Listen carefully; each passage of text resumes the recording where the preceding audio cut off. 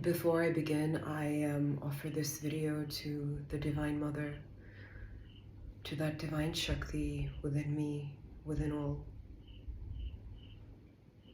and to you in the collective who is watching this. May you be aligned to the wisdom, to the knowledge, to the grace as per your alignment.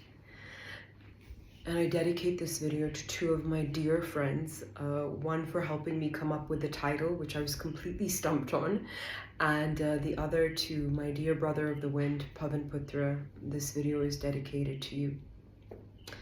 I'm going to begin with a little story, because I love a little story. About a week ago, I went to go and meet some friends to watch a movie, and I noticed my friend Pavan Putra. He was very disturbed. He wasn't his usual exuberant, energetic self. So I prodded a little and I asked him, I told him that I had observed he's not okay. And then he shared with me that him and his lovely wife had been watching Mahabharata for the past few months. And suddenly he had started to have dreams and visions of Krishna and Shiva, and he was deeply disturbed. And I could feel a little smile inside of me, because I knew where he was going. And he's a huge devotee of Hanuman and of Maharajji. And so then he told me that, I feel guilty. I feel really guilty. And he said, I don't understand what's happening. He said, all this time I've been connected to Hanuman, I've been connected to Maharajji. Why is this happening? And I had to smile because it took me back in my own journey. And when I was doing the sadhana and invoking the energies of Hanuman and had the grace of Maharajji with me, there came a time where I was being guided to Devi, to the goddess. And I was very resistant. And one of the main the two things that came up for me were guilt. I actually felt bad, that why is this happening? And I was resistant. There was fear. I was like, okay, am I veering off my path? What is going on? And so, Pavan Putra, I feel you, and I feel anybody else who is on their journey and this has happened to them and they are feeling confused, or as to why is this happening, or how is this happening? Or what do I even do? And I want to make my first point here. Sometimes we forget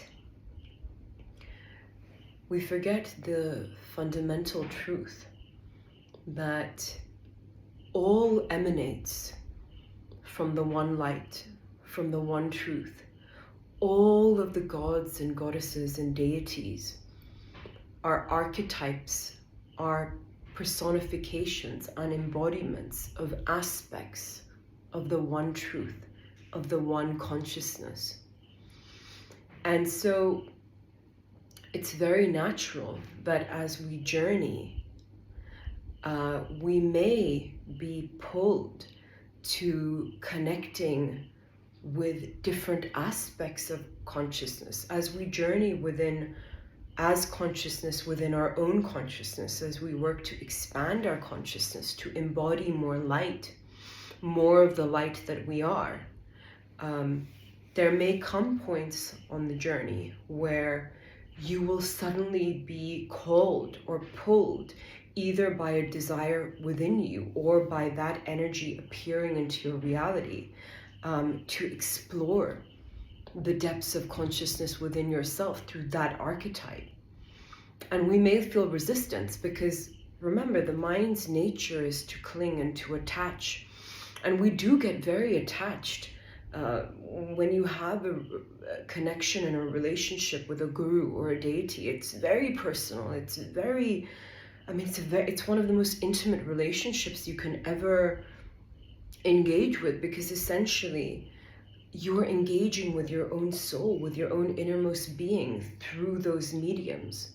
And so when the call comes to explore different aspects of the one truth, the one light, we can have resistance, but I'm just sharing this so that you know it's normal. Some people may induce fear into you and tell you, no, you cannot move away from this energy. You cannot move away from the worship of this one deity.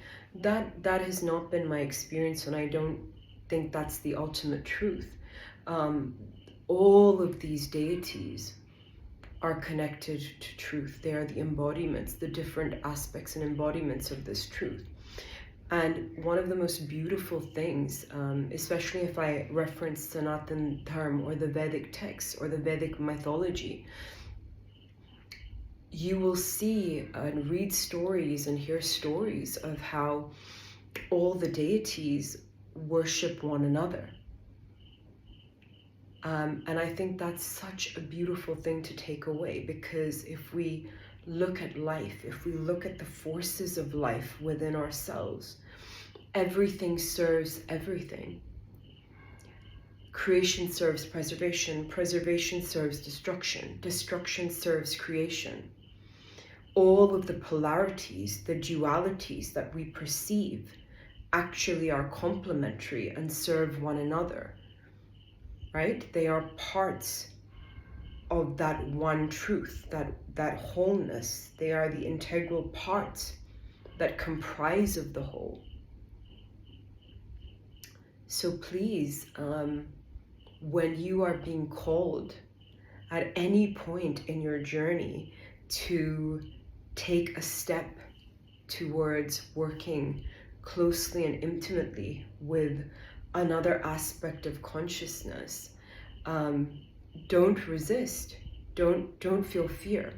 It's not that we forget the original form that we were in connect with. No, we still honor that form. We still give our gratitude to that form, because it's that one truth, that same truth, that then takes us to the next part of our journey. So we still give our gratitude. We still acknowledge that energy. But we also open ourselves up to the expansion that is calling us.